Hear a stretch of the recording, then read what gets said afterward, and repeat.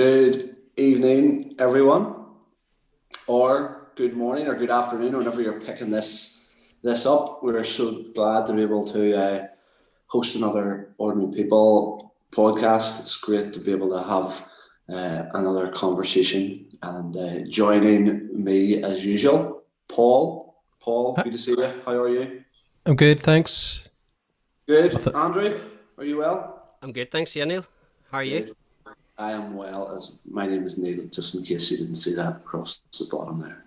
I have the privilege of just really quickly introducing our guest this evening, uh, Donna Jennings. Donna is the Church and Mission Coordinator for the Evangelical Alliance, and has a wonderful family, does wonderful work. And so I'm going to ask Donna that she would just introduce herself for us, and then Andrew, the spotlight is on you this evening to ask some really good questions. It's a gift it's a real gift for us to have Donna today, sharing her wisdom and her expertise. And so Andrew's going to be the one to pull that out of Donna tonight. So Donna, why don't you introduce yourself, and then Andrew is going to ask you a few questions. Thank you so much for joining us today. It's great. This is great fun. Yeah, I'm excited. My name is Donna Jennings. I work for the Evangelical Alliance. I do church and mission-y kind of stuff. I am married to Nathaniel. We have two beautiful children. Micah is 12 and Tabitha's 10 this year. And we live in East Belfast. We did work previously in Southeast Asia for a number of years. I think I'm here tonight because Micah has autism and a severe learning disability, challenging behaviours, a few things in the mix for Micah. And I think that's what we're going to talk about tonight, Andrew, is it? Yeah, among other things. Great. Absolutely. Thank you for joining with us tonight. Thank you for agreeing to come on, and I know you maybe weren't sure what to expect before you did, so really appreciate you being here. Thank you. Obviously you've done a lot of work with local churches around the topic of disability, and it's obviously something that's very close to your heart. A bit like me, my son Peter has autism, and it's probably one of the reasons that I work in the field of accessibility, digital accessibility, that is. And it really helped, I find, put things into perspective when Peter came along, whenever we got his diagnosis, when he was around 2 or 3, which is quite young. It actually helped things, as traumatic an experience as it was. It actually helped put things into perspective. Things made sense. There was an explanation, I suppose, for us at least, that okay, this challenging behaviour, there's a reason for it. This is what it is, and now we can do more to support him, and whether that's been through school and home life and family life. We've done our best to try and support him. He's coming 7 now, and is really thriving. And that definitely had a big impact on my career as well. And I just wondered, would you say that has been the same with you and Micah? Yeah. That Oh, yeah, absolutely. Yeah, I mean, I guess we were a little bit different. We were working out in Bangladesh. Micah developed quite typically until he was about 20 months, and then he had a very significant regression. And a lot of the behaviors then lost all the speech, didn't interact. And I had trained as a teacher and knew a little bit about autism. And I said to my friends, sent an email to all the medical professions in my little friendship group. And it's like, Micah has autism. This is what he's doing. What do you think? And they're all like, no, don't be fine. It's fine. And when we came back from Bangladesh then to have Tabitha, I think people saw him and they just thought, okay. And yeah, he got a diagnosis fairly swiftly, which was really quite a blessing, because we were told we would probably need to wait a year to see people. I just think that the with autism in Northern Ireland, pipeline in the system is so full and so narrow at the same time. So it's quite a blessing to actually get a diagnosis and then just know what you're dealing with. As devastating as it is, yeah. It's interesting that the consultant said the first question that most people ask when they're giving out the diagnosis is, does this mean they'll never get married? Yeah, it's interesting, just that's kind of the parents' the trajectory that they have. And I think that's what happens to you. I think when you're pregnant, when you have your baby, you have all these hopes, and bound up in this little baby, in this little person, is your subconscious imagining who they're going to be at this age, at that age, at that age. And suddenly you have the rug pulled from under your little family feet. And there's a bit of recalibration that needs to be done, and grieving. Maybe. Yeah, I was actually just thinking of that word as well. Yeah, there's definitely a grieving experience there as well. I know even whenever the idea that he might have autism came up, I know my wife she felt very upset and angry at the thought of it, and I think that's a perfectly natural reaction as well. It's definitely been an experience. It's definitely been a journey, and we were very fortunate where we lived, out here in sort of Armagh region. Things moved very quickly for us, but we have friends and family members who are, in different health trusts, and family in Belfast as well. And it seemed to be a totally different experience. They were waiting years, and we were waiting years to get a statement for school. And for us, everything moved very quickly, and even that seems a little bit unfair as well. That it's like a postcode lottery. It really is, and it's the parents who shout the loudest who get. And I think I find that the most difficult, because I know I have a voice that I can use, and so many people don't. And I guess that's part of where I've felt God has used me, or has wanted me to step in and become a voice for people who can't do that. I've just we're all so different, and I think everybody responds to changes of life journeys in different ways. Autism, COVID, we all respond in different ways, and it's about being on a journey and journeying with other people and alongside them at their pace and at our pace as well. Sometimes I have to recalibrate. I'm on a journey, and sometimes the journey is easier for me than it is at other seasons and times. So you mentioned a couple of things there I want to just ask about. Well, not necessarily those, but I want to kind of just take something and run with it. One of the things you mentioned was that sometimes it's the people who shout the loudest. That's and kind of bringing conversation back to church. I definitely feel that might be the case, not just for kids with autism, but for really people with many disabilities. That in churches, the people who are shouting the loudest will quite often be noticed and possibly get the support that they need, when there are many others who aren't shouting loud, or whose voice is too quiet in the mass, and they're getting missed out. And I just wanted to see what you thought about that. I know we were in some of the conversation we were having before this. We were talking about the idea of charity, and Paul actually mentioned this earlier in our WhatsApp group. He was asking, when I spit charity, was I meaning like biblical charity? And I said, no, I mean like charity. Charity is in like giving money and resources, and the church is very good, and historically has been very good at that. Supporting people with disabilities through that act of charity. But when it comes to like true biblical charity, I don't know if sometimes not maliciously, I suppose, not withholding that charity, but sometimes not knowing that that they need to share. I think our experience of church was, we had a very caring church family. Immediately, the tone was, we have to get Donna and Nathaniel into church. We have to deal with Micah to get Donna and Nathaniel into church.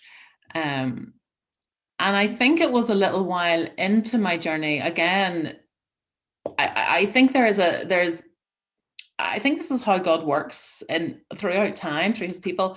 He makes people feel uncomfortable with what just isn't quite right. Maybe very well intentioned, but just isn't quite a full expression of how he wants his people to be. And so there was a discomfort in me for a very long time with what was happening. I guess there was a sense that that there was not a bodiness to the church community in terms of how Micah was included or part of the church community. I think that idea of charity exists in the church. I think church has taken a world's model of what it means to be human or personhood. When you look at personhood, right back at the beginning, the biblical word for personhood is image, the image of God. And I think we have defined image of God. So I studied theology, and if you go into any theological book or anything at any level, actually, on what the image of God is, you see the image of God defined in terms of how we understand God. And we understand God through the lens of being a strong and able-bodied, minded person. So we'll say, oh, I am strong, but God is so much stronger. God can love, that's why I can love. And there's three aspects usually is talked about in terms of the image of God. It's being rational, being logical, being able to figure things out with your mind, being creative and making things, and being relational. My son is none of those three. And actually, it was interesting when Tabitha was about 3, she started to go to our junior church, and they were doing the image of God, and they called it the God stamp in people. And she came out and she said, Micah doesn't have the God stamp because he can't do all the things that the God stamp makes us able to do. And as a 3-year-old who had just been so attuned to her brother, she could see that. A couple of years later, I love this story. A couple of years later, Micah was going into, Tabitha was entering P1, Micah was entering P3 or P4. And you know what people do on Facebook, and they take a picture, you know, the first day, the kids at the front door with the school uniform on with the sign, I am this age and I am going into this class and my teacher is something, whatever. So Tabitha did it one day. I'm going into P1. I want to be a baker when I grow up. The next day Micah was starting school, and she said, you have to do the sign for Micah. And I said, okay.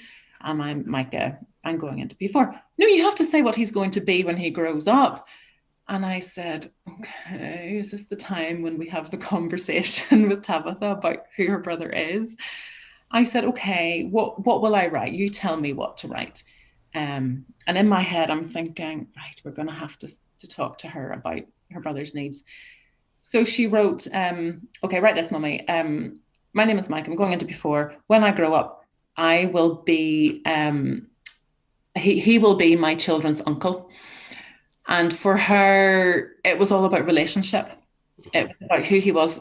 She knew instinctively that he was not going to be a baker like her, or a teacher, or a scientist, but it was all about relationship. And the image of God is all about being in relationship with God, with our place that we inhabit, and with each other. It's all about humans in community. And I think we have a divided way of being community, not just in disability, but on so many other levels. There's always a them and us.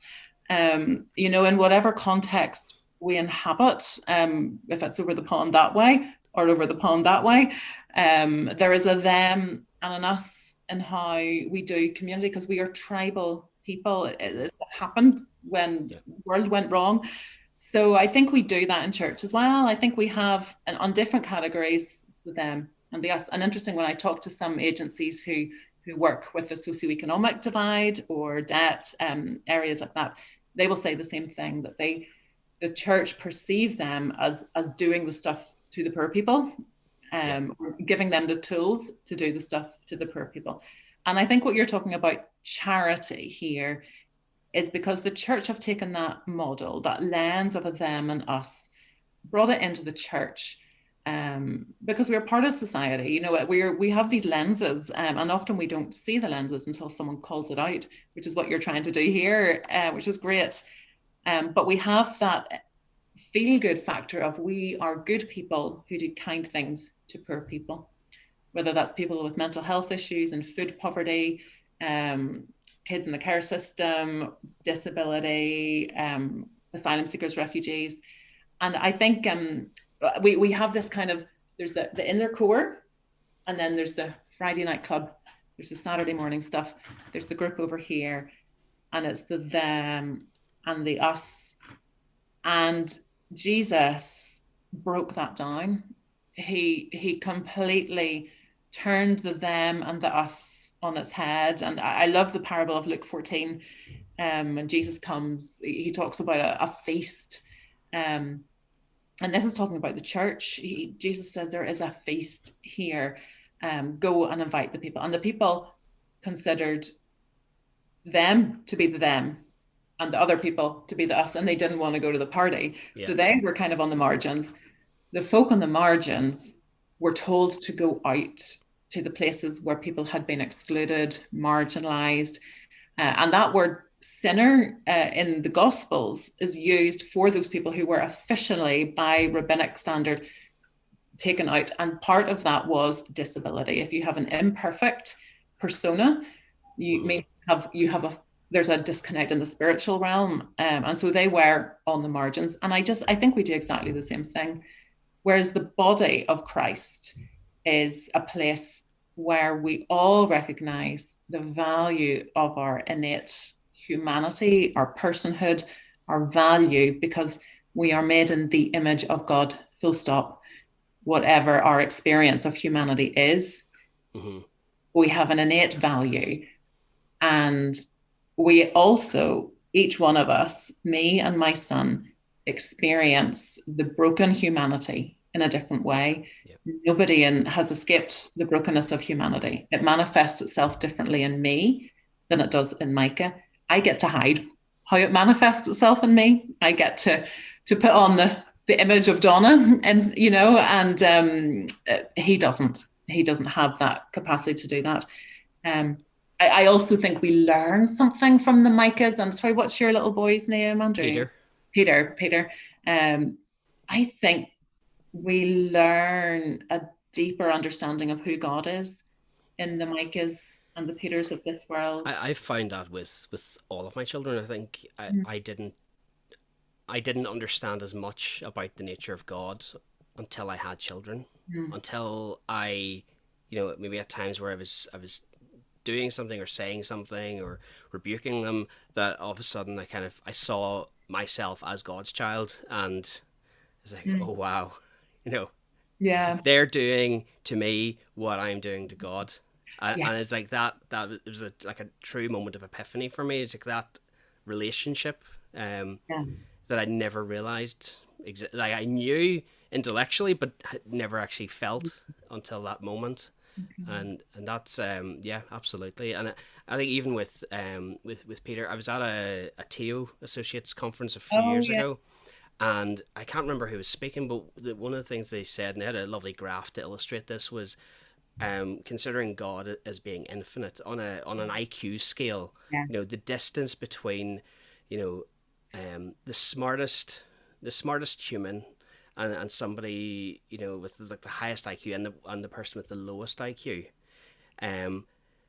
compared to the scale of where God is on that scale, is like all people are in this tiny little sliver. All people who've ever lived are in this tiny little sliver at the very lowest end of that, and God's way over here off the chart. And I thought, like, that's amazing. And why do we draw the line here? And I think there is something about God. There is an aspect about God, a characteristic of God, that is vulnerability. He chooses to make himself vulnerable. Yeah, and we see that in the person of Jesus. We see that in his covenant making with Israel, with Abraham. He made himself vulnerable to humanity, putting things into our hands. When you look at the person of Jesus, he became what he was never, in his original state, and he became vulnerable to death. And so there's an aspect when we look at Micah and his humanity, and Peter and their humanity, whose vulnerability cannot be hidden. They don't hide it the way I do, the way you do. And that we gain that understanding of God, which I think stretches out the systematic theology books that have been written without the lens of disability. Yeah, that's really good. I'm seeing Neil's nodding along there. Neil, have you something you want to say or something you want to ask? I honestly ask 100 questions right now. We could just go. The problem is we could take it any direction. And I don't want to take it too far off where you're planning to go. But like I'm still reeling from that idea of nobody has escaped the brokenness of humanity, and Donna can hide it better than Micah, and I can hide it better than whoever else. And I think I'm still reeling a wee bit from that. I've like lists of questions and comments to make, but just Adam and Eve sewing fig leaves together. Yeah. And I think it's interesting because we inhabit now, in this cultural age, we inhabit a culture with a lens on the world which denies any kind of fallenness or any kind of brokenness. And it's interesting to see what they do with things like disability.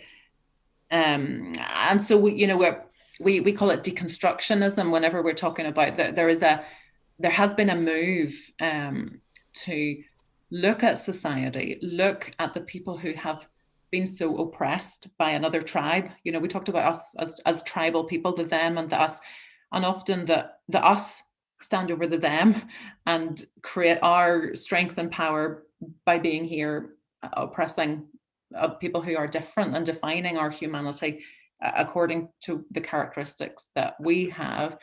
And we see that all over the place. We've seen it with race in America. Not just America, actually. Race, there are racial issues everywhere, but most distinctively now in America. And this deconstructionism, often we call it woke culture. It can be referred to as woke, because it means you're awakened. You have seen this oppression, you have seen the injustice, and you're awakened and you want to do something and take it apart. And deconstructionism, I think, for the first lot of the journey is good. That this injustice needs to be deconstructed. It needs to be taken apart. It needs to have those unjust structures deconstructed and rebuilt something else. And so we see woke culture since probably the 60s, 70s, civil rights stuff, deconstructing around race, marriage, family, women's rights, now gender fluidity, and actually disability is now within the woke movement. And so I find it very interesting to see how that is just kind of seeping into a lot of different spaces, even within the NHS, in terms of language, in terms of presentation about what autism is, what disability is.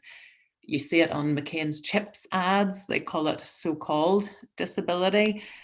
And I think that the framework of deconstruction within woke culture is looking, it's a reaction against, it's a good reaction. The first step is a good reaction. Look, it's reacting against what we've just described, the them and the us, that says, you're disabled, it's your problem, it's nothing to do with me, whatever you need, just sort it out, get yourself a wheelchair, get yourself that, and that's not anything to do with me.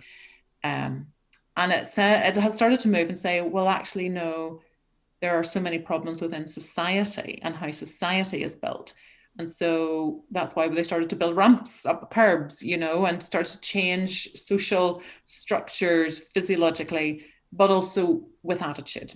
And we talk a lot about autism awareness, and there's been a lot of that, which has been great. And I think we have come on leaps and bounds because of that reaction against the medical model, wanting to enter into the realities in society and community and attitude. And we've started to see more people living with a disability on TV, in magazines, which is great, which is good. But I wonder, I am not comfortable with what they do with impairment. There is a lot of movement to say that Micah's humanity is just as normal as my humanity. And I think it's part of the language. I don't think we're playing on a good playing field because we haven't found a good set of language to use. Normal is not a good set of language. Yeah. That's very interesting, actually, because it's in some cases it's beneficial for disability to be brought, elevated and talked about in this sort of level. But then on the other hand, it damages the cause. I know I've seen that in the business world where businesses will invest in events and funding for groups within the organization, who are promoting LGBTQ rights and gender rights. And whenever somebody with a disability has went and said, well, we've only got one disabled bathroom on across 4 floors, there's no budget for that because that's all pulled together in the equality initiative. Okay. And and it's like yes, it's great to be a rising tide raises all ships, they say. So it's great that there's that level of awareness, but also being lumped together with other issues can actually be damaging to the cause. And also I suppose the reaction to the woke movement is, even in the past year, but I think it's gone on longer than that. That reaction, that negative reaction, then damages the case for people with disabilities needing support and because there are certainly it's not my place to say, but there are certainly things that are more severe, and definitely supporting somebody with a disability is definitely something that is more severe. And maybe I'm one of these people that shouts the loudest, like we said at the beginning. Maybe maybe that's just me because I have a child with a disability. I feel like because he has disability, he is more deserving of something than another group, and that's possibly that is definitely actually me doing the whole us and them thing. But it's difficult. It's difficult to even get into the conversation around that because, and it's why it's difficult to even talk about it now, because you're trying not to say anything that offends anybody. You're trying not to make anyone feel less or insulted, or me to say that your cause isn't important because I'm not you and I can't say that. But when common sense is brought into play, I suppose when a Christ-like attitude is brought into play, it really changes things. It shakes everything up. Yeah. And I think from what I've seen in society, it's nearly a denial of disability. It's even the word disability is under question, which I don't think is helpful. I don't think it honors the humanity of Micah, because it essentially says you can't be a human being of any value and have those needs. I just think there's a lot of inconsistency with the narratives of disability in the world. And then you've got the whole narrative that clashes because these cultural stories don't add up. They're so inconsistent. So we also, while we have a disability rights movement, which is great and it should be there and it should be mobilized in a greater way, but the disability movement clashes with the abortion movement. And at the minute, we have just seen a legislation pass which is working towards disability up to 40 weeks. And essentially it is saying, looking at a child, unborn child, and saying, because you have a disability, it's your mother's choice not to have you, not to bring you to life in the world. And we've got these two inconsistent messages playing out at exactly the same time. And for me, that is just symptomatic of a culture that is not rooted in anything, is not going anywhere with an end, and just kind of floats and makes up a reaction to us. Yeah. It's too much reaction and not enough, pausing and thinking. Yeah. And not enough being able to talk one to another. For me, there needs to be, not just church, there needs to be a new conversation around disability about what is impairment. What's a good set of language that we can use that honors every person's humanity, that acknowledges that there are different kinds of disability, there are different levels and intensities of disability, and that everybody inhabits their disability in a different space. So for example, I have a friend who is a single mum. He's got 2 children like Micah. Her space of disability is so much more acutely difficult than mine. Yeah. And that's the same in many different aspects. And so it's about creating a new conversation where able-minded, able-bodied, disabled-minded bodied can come together and explore within a parameter that makes sense. What has culture done? What has society done for years that has been bad and wrong? We want to change it. Where are we going to? And what adds up and what makes sense? And for me, Andrew, I think the space for those conversations, just what we talked about, is the church, human community, who are not a them and us. They are trying to break through the them and us and being reconciled together in Christ as one body, and being able to have those conversations and to sit under the authority of the Bible and to be looking and reading and asking. And so what I say, interesting you mentioned Teo, I don't know if you know, I helped start that up, and I was involved in that. No, it didn't. And what we say in this is, we no longer read the Bible to disabled people, but we read the Bible with people with a disability, and we learn from them as we do. The same as we need to do as reading the Bible now for people with a different race, people with a different socioeconomic background. There's a different there's a different posture in the church that is needed in this moment, to be able to come alongside, take an issue, and to listen and to think and to talk together and to form a new way of being community that is a witness to the world, because it makes sense and because it takes a posture that is no longer in the seat of power, but is a subversive power from grassroots that is beautiful to people.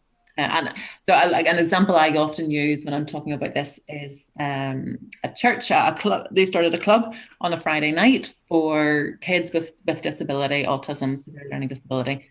And I guess they were doing, like you described, Andrew, goodness of their heart, really well-meant intentions, and actually good intentions, because there needs to be more of this. They wanted to move towards families living with a disability, struggling with your Peter, with my Micah, and they wanted to help them. And so they did that for a couple of hours on Friday night. So that was their main motivation.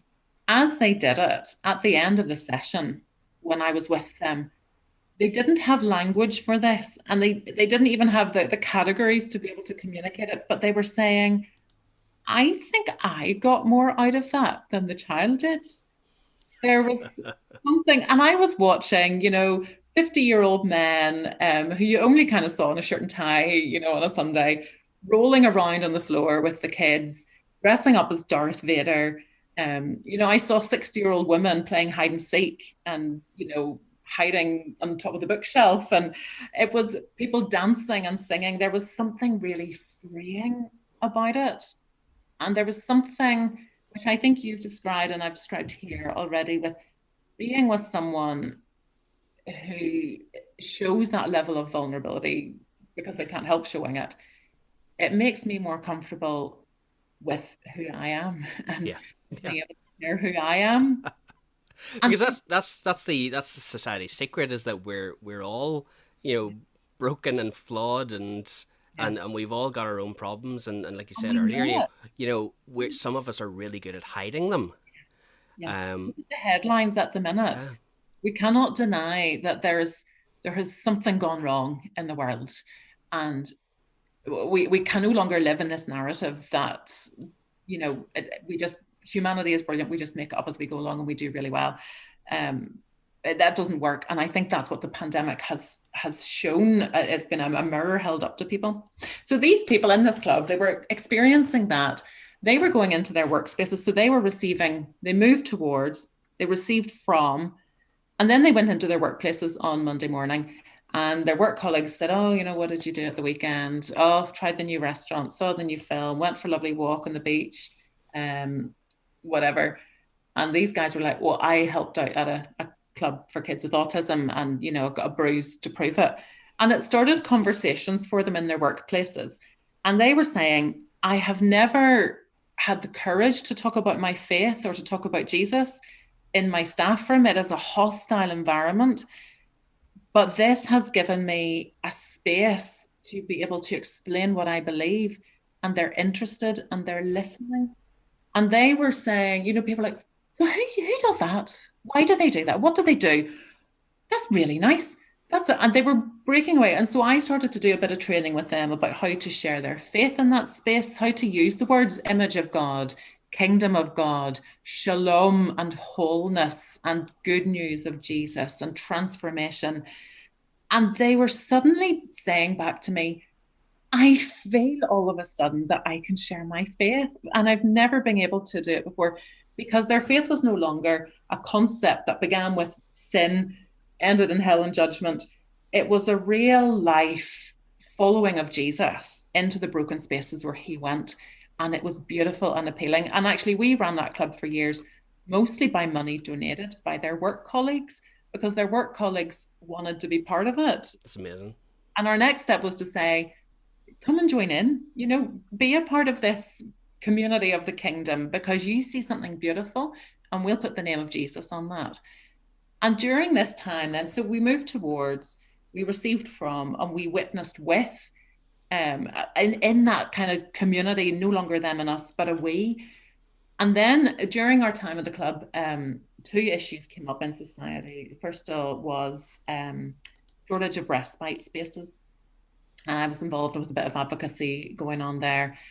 And the volunteers really wanted to get behind it. They wanted to fill in public consultation forms. They wanted to, just to phone who they knew, in the council, or, and do something. They wanted to use their voices for the people who didn't have a voice. And so I think when we start to engage with the them and the us, breaking it down, going into those spaces, actually God uses it to do so much more than we think. Yeah, that's absolutely brilliant. That's that way of taking, something that the church is doing or something that's happening in the church, and letting people see Jesus through the actions. I think it's so much more powerful than just going out and, and like you say, at lunchtime trying to witness to somebody in the lunchroom. Because, and there might have been a time where that worked well, and there might be places where that worked really well, but things have changed. Whereas, and I think the church has got a bad reputation as well in certain places. So being able to see that, to be able to see the true church, is so much more powerful. Yeah, I often speak of this in this EA space as I am absolutely for proclaiming the gospel. It needs to be communicated with words. We need to be confident. We need to have the right words, the right language these days. But I talk about embodying the gospel. And actually that's what makes the difference in this post-truth world, where people actually see the truth lived out and they ask. And it's like Peter says, be ready to give a reason for the hope that you have. And we assume if they're being asked about their hope, about why they're living in a hope-filled way, that they're living something out that's different, that has caught traction. And actually, the early church, I don't know if you've read Rodney Stark, The Rise of Christianity, brilliant book. Yeah, and he says this. He says the early church grew like exponentially, you know, thousands in its first couple of years. And it was not so much that they were doing fantastic proclamation, although they were talking about Jesus and they were making it add up for the people around them. But it was the way they lived. They created, I think the language he uses, Rodney Stark, is they created new social norms in a broken Greco, those cities that they were in. They became the places where there was no Jew, no Greek, one body of people, no them and us, no male, no female. They radicalized the role of women in the church, and no slave and no free.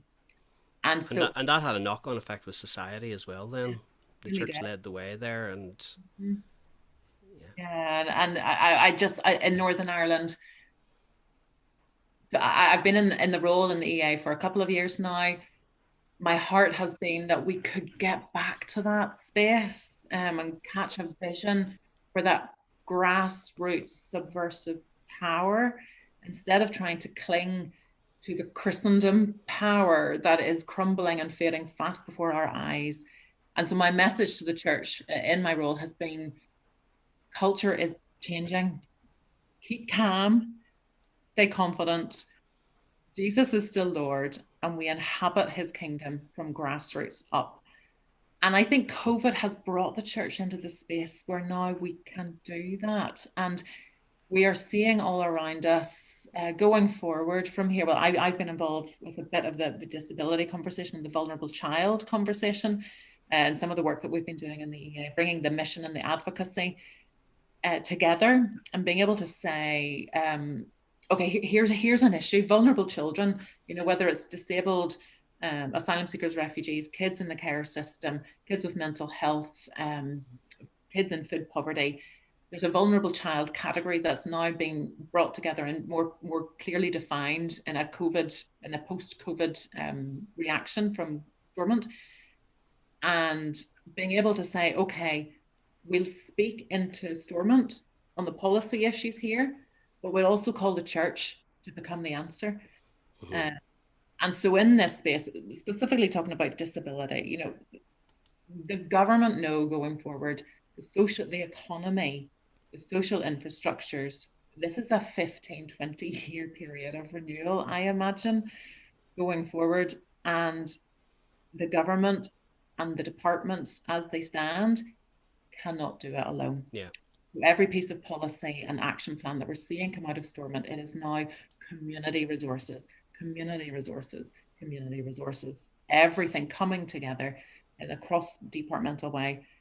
And so I think the church has got so much to offer in this space going forward. And we've got to really grasp that. We've got to understand it, that our space here is new and it's different, and there are opportunities for us to impact society and to bring the kingdom into these broken spaces, but it's costly. And I think there's a mindset shift maybe that needs to be done between thinking of the church as the building and the Friday night program, and thinking of the church as me and my family and my home and my dining table and my living room and my Saturday morning and my summer holiday, and yours and yours and yours and yours. And so this network of community, again, going back to where we started, is this is a community. The church is a community of people that has so much to offer because we have relationships, we have places of people belonging, we have places of people being embraced and accepted, no matter what their needs are. We have different people in our home at different times. It is not always easy. Sometimes it's messy. Sometimes I'm too tired and can't be bothered talking to people. Sometimes it's just chaotic. But I think this is the space that the church has got to go to. It's really good. It's really good. I love that. I love that idea of you know, the church being community. It's not just part of the community, but it is community. And I know that's something that has actually came up in a couple of the other podcasts about, even we're talking about Rich Hill and the community there, and also in stuff that's gone on in Rich Hill through our church last year, where it was going, it was just going and being part of the community. And I know that's something that's very, very close to Neil's heart, but it's definitely a great way to connect people. And at a time where we need connection, we need it more than ever, I suppose. And we're realizing they're hungry for that. Yeah. Yeah. And I think there's a space for the church to ask themselves going forward. I know that was one of the questions that you were asking, Andrew, before when we were chatting. What is the church learning from this season with disability? Well, before we go into that, I saw Neil taking himself off mute. So, did you have something, Neil, you were going to say? I'm just sort of conscious because I just wanted to go back to that embodied language because I think it's really important. And I suppose for me the challenge is like how, I know you've asked this question before, Donna, how are the church stepping up to embody and to transform what's real and what's raw in the human needs that are around us at this time. And so I'm just conscious of that. I feel like that's where I'm finding things difficult because that embodiment is like what we want to be about, and you're not really able to. You're not allowed to be embodied really at the moment, But I know that was part of your the reflection from last week. This language of post-COVID renewal. So I just think it's really important just to keep holding on to those questions that you're posing, because although we maybe can't answer them now, I just want to make sure that we're continuing to hold these questions and wrestle questions really well. And I know you guys are doing a lot of reflecting around Jeremiah 29, and that has been one of the keys for us over the last year. Because for me, as I think about my community, either if I'm taking Jeremiah right, either we all prosper or none of us prosper. That's right. Like either we're all going to get through this together, or we're all going to remain fragmented and fractured, So yeah, no, I think you're right, and on so many different levels, So yeah, I guess the embodiment. So I guess we talk about proclaiming. That's more, I guess, evangelism. Putting words around your faith, saying Jesus is Lord over this issue. Embodying is making it real. So I think the church has massively stepped up in terms of food poverty. Across the UK, we are seeing and hearing the statistics of so many churches who have come together in a unity movement, which we also love in the EA. It's what we're about, is the unity of the church in a place as with the identity of the church. They have identified the issue that people are out of work, that universal credit is a policy that has gaps for people when this comes to being lived out. And they have stepped in to provide the basic needs for people, bread, beans, bubble bath for their kids, nappies when it's needed, because the level of need in our communities has substantially increased. And so that's one example where people have come together, a need has been, I guess there's a journey, a need is identified. There has been a conversation around, okay, well, what's going on? What is there? What can we do? We can provide that. There are now there's a different layer of conversation going on around food poverty, in that, does it just sustain a them and an us?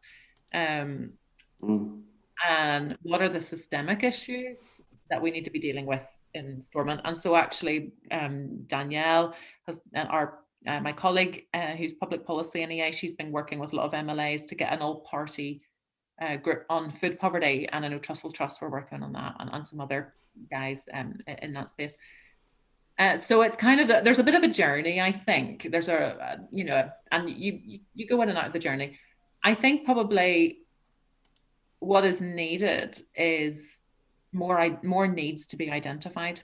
Again, often you see the ones that rise to the top and are so evident, or that get the press, or where there's been good work done before. CAP also do brilliant work with debt counselling and helping people who are now losing jobs, not able to work.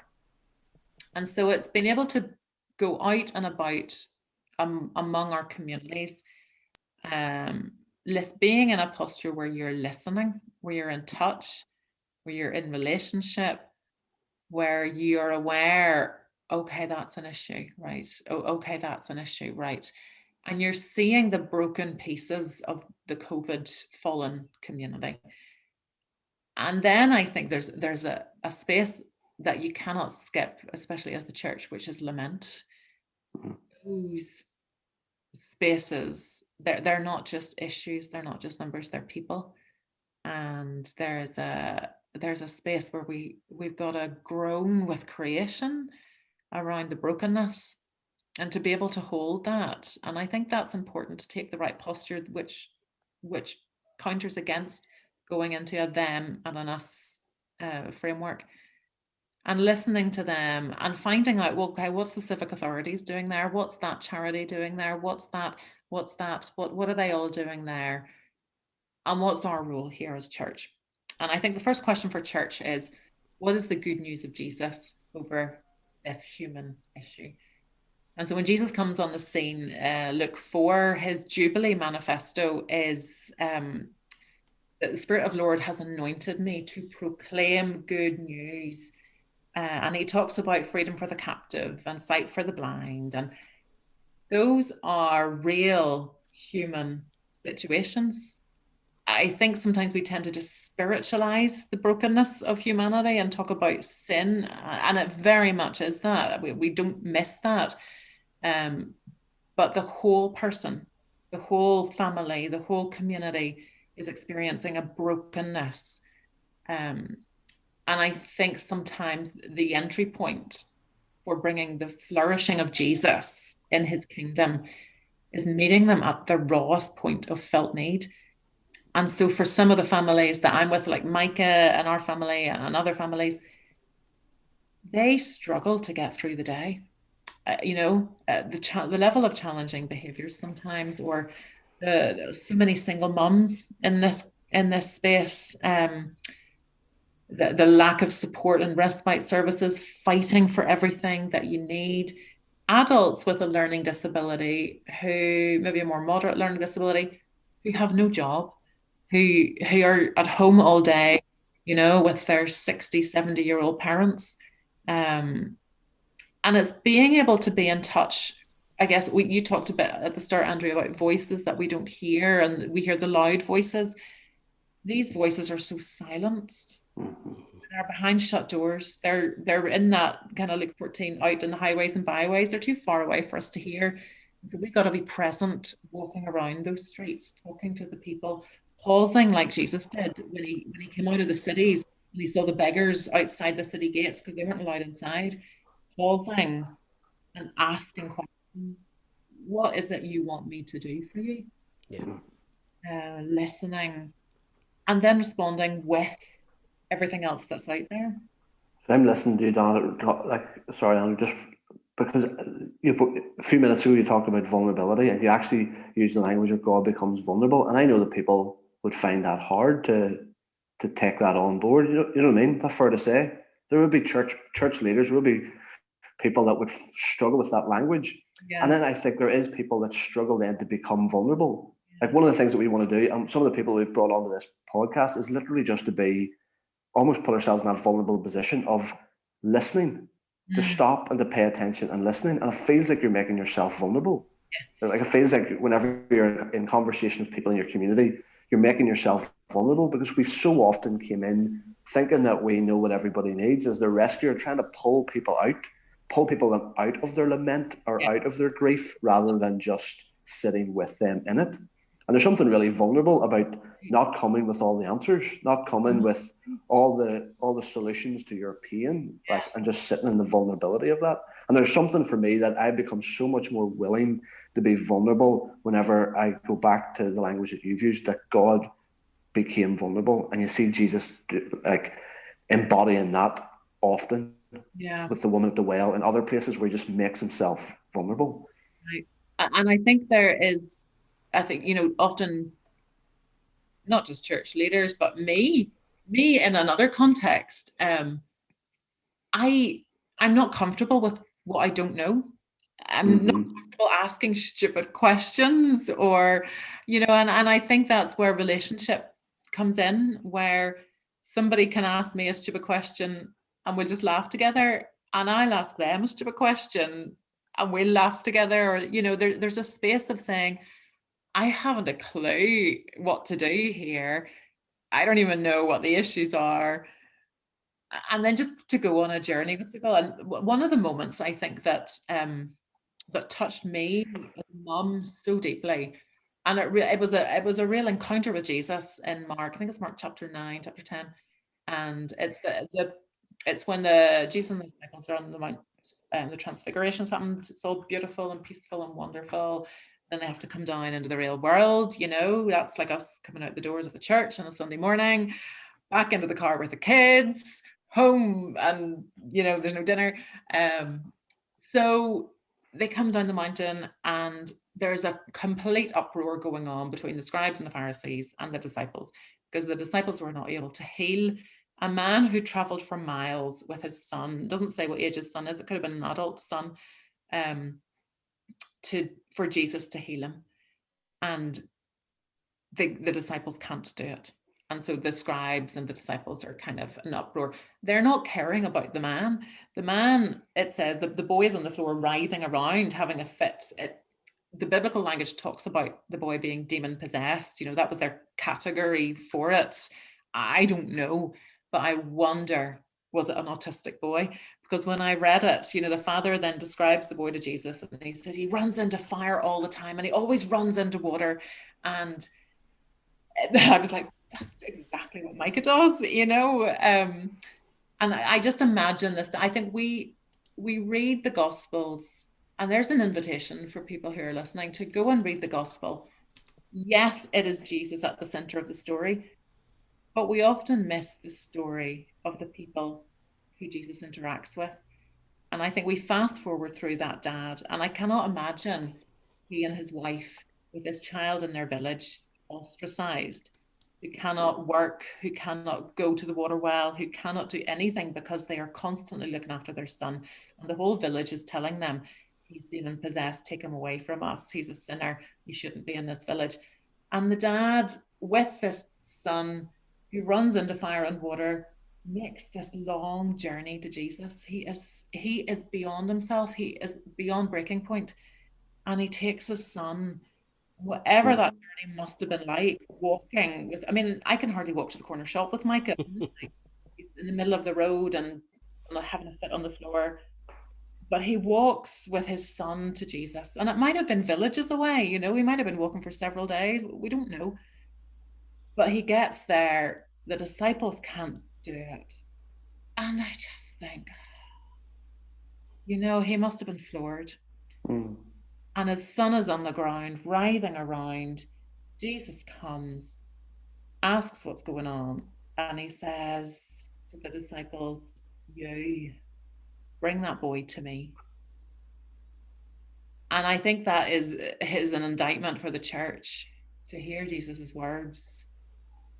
Stop dealing with the theological issues here. There are people in need. Bring that boy to me.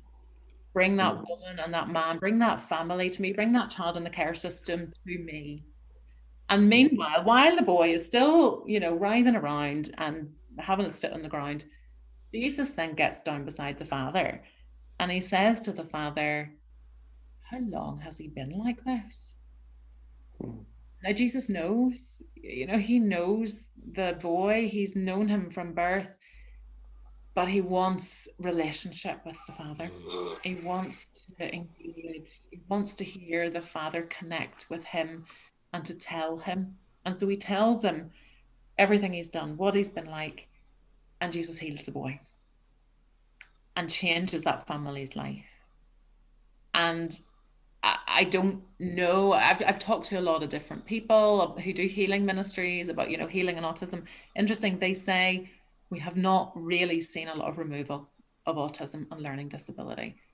And I think it's part of that little person's personhood. It's not a tumor growing on the side of their leg or something. It's part of who they are. I don't doubt God's power, but I think he has a purpose deeper than we can see. But I think there's a different kind of healing that can happen. And so the healing that I think can happen for Micah and for Peter is when this church community look at this little boy, look at the parents together, and they say, how long has he been like this? Okay, bring the boy to Jesus. That is our job. Bring him to change the situation. And for different families, for different adults with a learning disability, that will be different. Yeah. Where the guy down the street who lives in my street, it will be finding him a day center or a voluntary job or something that he can do that gives him dignity, gives him value, something that he loves, gets him friends, and gives his parents a bit of space they haven't had for years. For our family, or for our friend's family, it will be saying, okay, you've been waiting 2 years to get an overnight in the respite system. We're one night a month for you. Get us signed up to the Children's Disability Team and we'll put that out.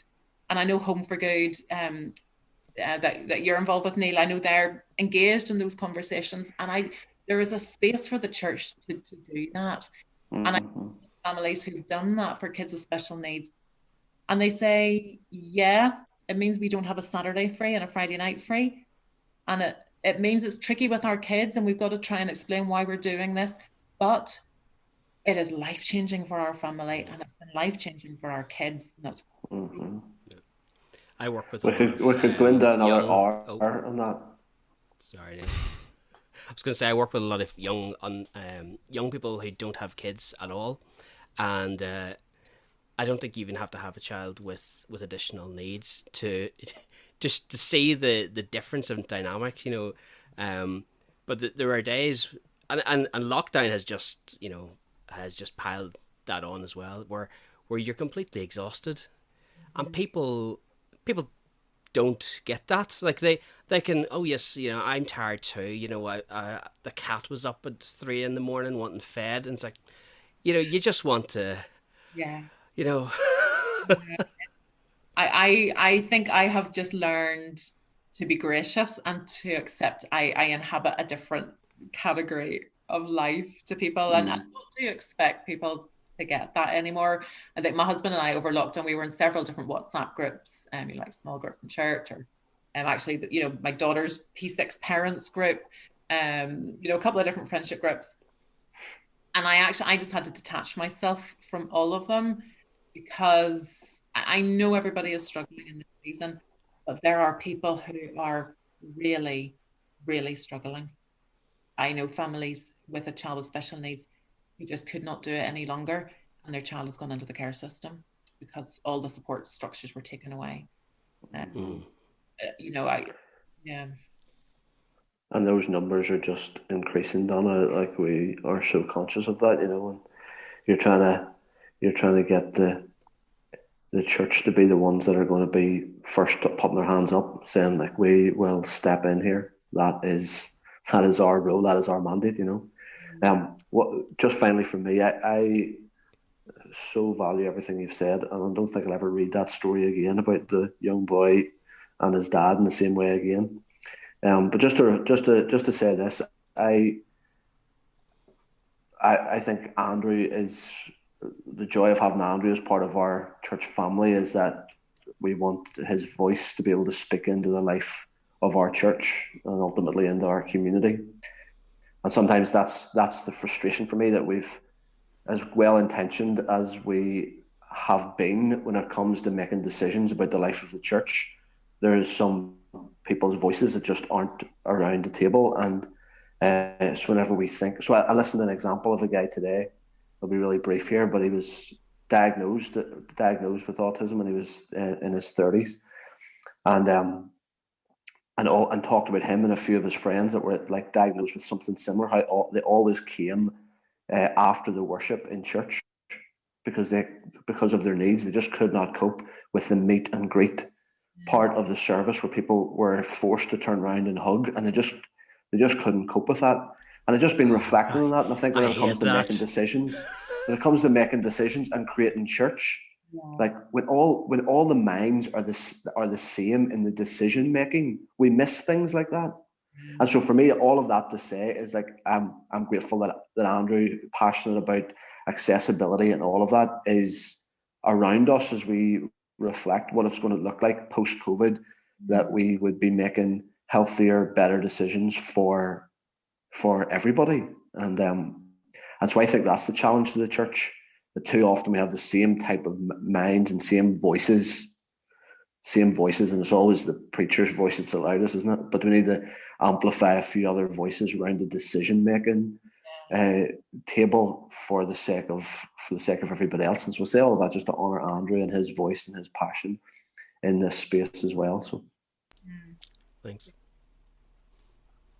Good. I remember watching a program a couple of years ago, and it was Chris Packham. Don't know if you know Chris Packham. He's a wildlife presenter on Spring Watch and so on. He used to be the Really Wild Show whenever I was younger. But he was diagnosed with autism in his 40s. I think he always sort of figured that he was a bit different, just couldn't put his finger on it, and he got diagnosed. And he sort of not long after that, he did a documentary around it. Traveled to America and found a place where they were trying to cure it, and he says it's one of the saddest places he's ever been, and he says, don't want to be cured, just want to be accepted, just want to be, just to belong and just to be accommodated, so on, and not be like, I think we probably, hopefully not so much in church, but I think we do it probably without thinking about it, trying to fix people, and trying to sort of bring people into a norm or a normal, which turns out none of us are normal anyway.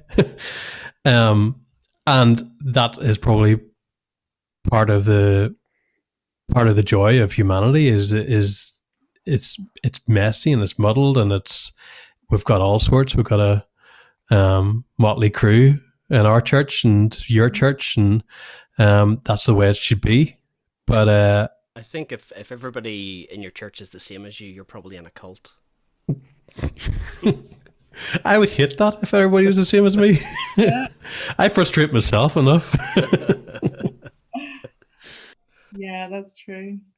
Donna, unless the boys have anything else, my closing question, I just love a good recommendation for a new Netflix show or a new book to read. So that's always my final question is anything that you have watched or read or listening to that you would recommend. This is very important because the man that recommended a book last week, he recommended a book called A Man Called Ove. Okay. And it was I just trusted him implicitly the same way that I trust you. So this is big pressure, Donna. Okay. Well, interesting. I was just thinking today about a Netflix drama that I watched, and I didn't expect it to do what it did. No spoilers now, no spoilers. But Alias Grace, have you seen it? No. Alias Grace. It's a really interesting story, historic drama, really interesting story. Anyway, and I was kind of just in it for the drama. I love a wee historic drama. But when it gets to the end, it's like what? And it sows this question, which I think culture is doing at the minute, which is, what is truth? Truth is what I want it to be. If I don't like what you're saying, it's fake news. I can disregard it. I go to the places. My Facebook will feed me with the stuff that I like. The stuff that I don't like, I can just completely deny. So Alias Grace, good storyline anyway, but like, whoa, at the end. that actually brings you into that space that goes, and makes you hungry for truth. And we have truth. Very good. Yeah. That is a wonderful pitch. I am sold once again. Neil's going to be back with his spin-off podcast and what to watch on Netflix. That sounds like a good one. I'm coming to the end of the office for about the second or third time, so I need something to watch. Oh, also watched BBC one, which was crazy. True story. What is it? You know, the murderer in Asia. What is that? Oh yeah, the serpent. The serpent. Isn't it crazy? You're watching such wonderful light stuff, aren't you? Yeah. Puts me to sleep at night. Get a crime drama to put me to sleep. I think we'll probably wrap up here then. Yeah. Not take up any more of your time. Thank you for being on, Donna. It's been great talking to you. It's been great. I've enjoyed it. And we have actually had a few people watching along, and loving what's said and agreeing with what's said. I'll not mention any names, but thank you for watching, and yes, thank you. Good job. Thanks, Andre. Thanks, Donna. Thank you. Thanks, guys. Ordinary People was hosted by Neil Dawson, and it was produced, edited, and engineered by Andrew Gribben and Paul Woods. Head over to ordinarypodcast.com for show notes, links, previous episodes, and all the ways you can contact the show. See you next time.